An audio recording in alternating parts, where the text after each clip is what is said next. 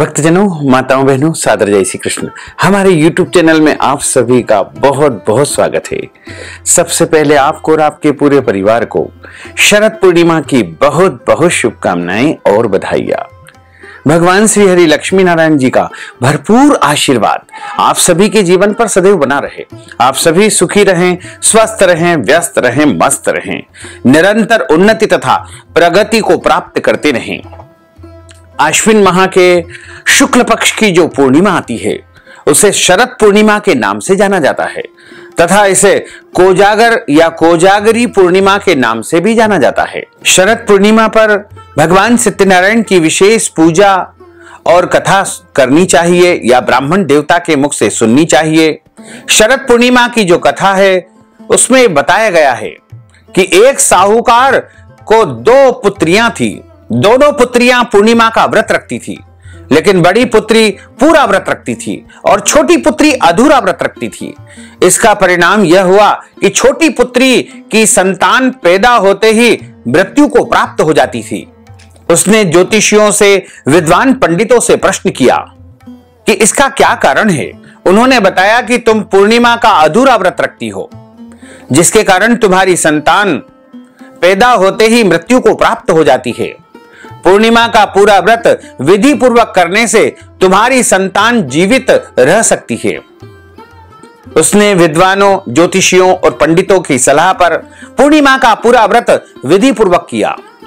बाद में उसके यहां एक पुत्र प्राप्त हुआ जो कुछ दिनों बाद फिर से मर गया। उसने लड़के को एक पाटे पर लेटाकर ऊपर से कपड़ा ढक दिया, फिर बड़ी बहन को बुला करके लाई और बैठने के लिए वही पाटा दे दिया। बड़ी बहन जब उस पर बैठने लगी तो उसका घाघरा बच्चे को छू गया। बच्चे को जैसे ही घाघरा का स्पर्श हुआ तो वह रोने लगा। तब बड़ी बहन ने कहा कि तुम मुझे कलंक लगाना चाहती थी, मेरे बैठने से यह मर जाता।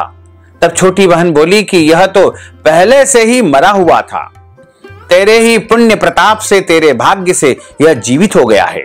और तूने जो पूर्णिमा का संपूर्ण व्रत किया है उसके पुण्य प्रताप से ही इसको जीवन दान प्राप्त हुआ है।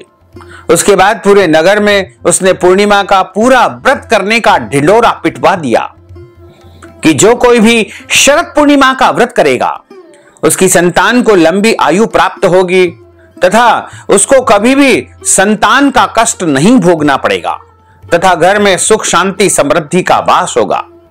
इसलिए सभी भक्तजन, माताओं, बहनों को सभी पूर्णिमाओं का व्रत करना चाहिए।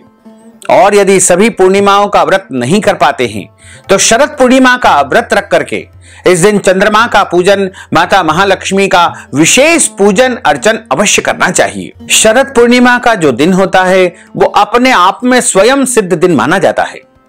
यदि आप कोई भी शुभ कार्य करना चाहते हैं, मांगलिक कार्यक्रम करना चाहते हैं, नया काम करना चाहते हैं या नया व्यापार आप शुरू करना चाहते हैं तो शरद पूर्णिमा के दिन इस कार्य को आप प्रारंभ कर सकते हैं।